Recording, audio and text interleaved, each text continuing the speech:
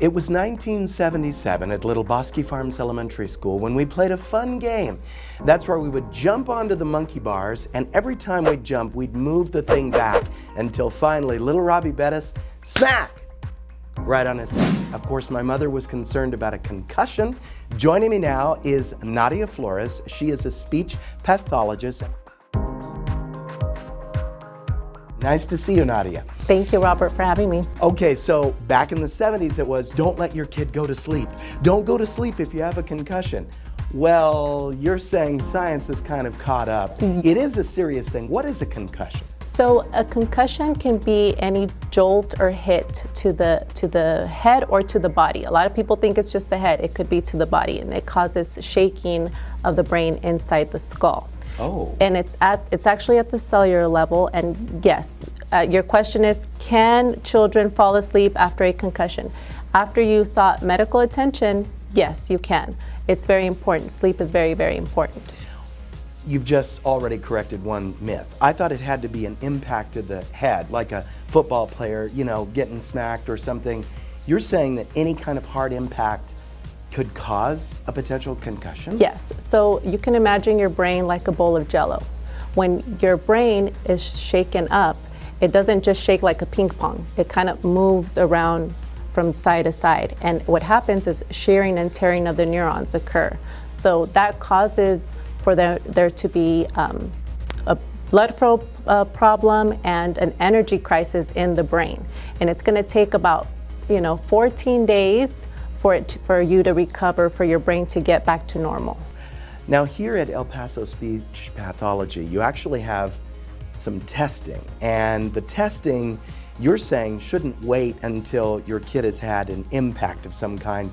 You believe this should be part of like the physical every year. Tell us about this test. So this is, this is actually known throughout the United States. We do, it's kind of like a physical for your brain. It's neurocognitive baseline testing, and it looks at an athlete's, how their memory is, their reaction time, their attention. We also look at their ocular vestibular skills and their balance skills.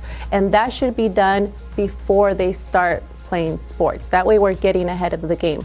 There is nothing that can actually prevent a concussion, but this can definitely give doctors some information, some hard objective data to help them make back to school and back to play decisions.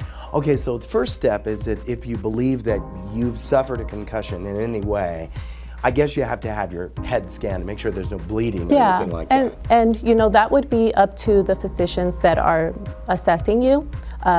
After a concussion, and the most important thing, Robert, is that children get the education pre-season, so they actually report the concussion.